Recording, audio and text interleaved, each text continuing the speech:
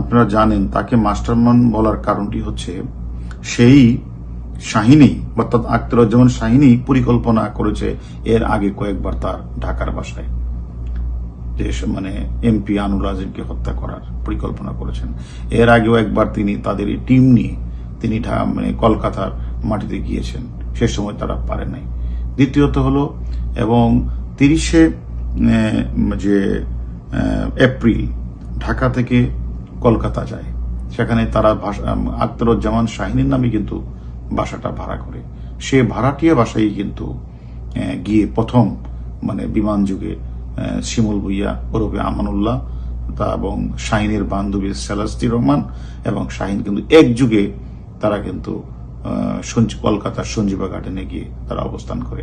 এটা বোঝানোর জন্য যে শাহিন তার বউকে নিয়ে সেখানে ওয়াইফ নিয়ে সে সশরীরে বসবাস করবে, এই কথা বলে ভাড়াটা নিয়েছেন।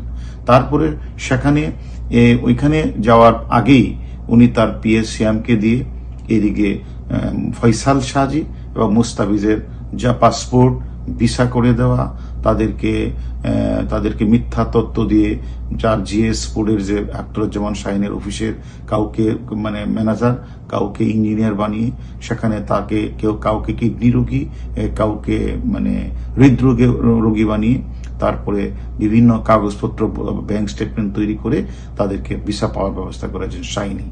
এবং ভিসা এবং পাসপোর্ট এবং ভিসা হওয়ার পরে তাদেরকে 20,000 টাকা দিয়েছেন শাহিনী যে তোমরা ওই রাস্তায় যেন তারা রেল যুগে চলে যায় গিয়া যেন নিউ মার্কেট অর্থাৎ কলকাতার নিউ মার্কেট একটা হোটেল ভাড়া করার ব্যবস্থা শাহিন করে দেয়।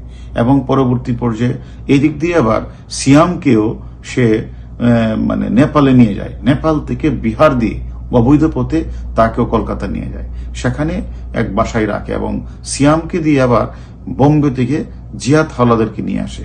এদিক দিয়ে আবার মানে তারা বাসায় অবস্থান করে।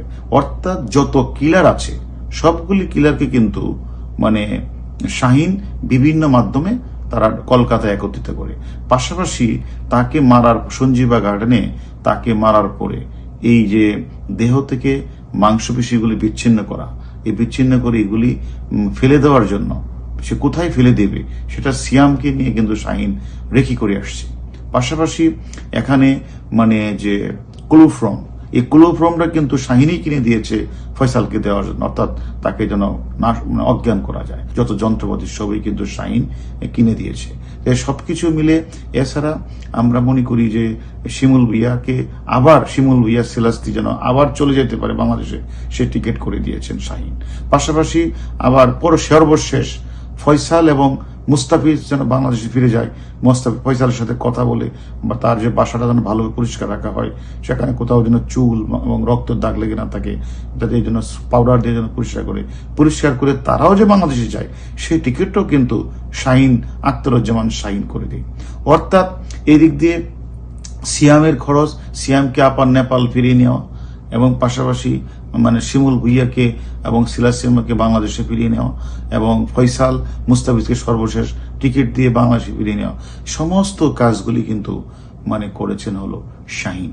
এই জন্য আমরা আপাত দৃষ্টিতে তদন্তের প্রাথমিক পর্যায়ে আমরা শাহিনকেই মাস্টার মাইন্ড আমরা মনে করছি এবং শাহিনই এর মূল পরিকল্পনাকারী, আর ঘাতক দলের মূল সমন্বয় দায়িত্বটা পালন করছে হলো শিমুল ভুইয়া। সবকিছু মিলে আর আমরা আরো অনেকের 164 অনেকের নাম আমরা পেয়েছি, সকল কিছু মিলে আমাদের টিম তদন্ত করছে।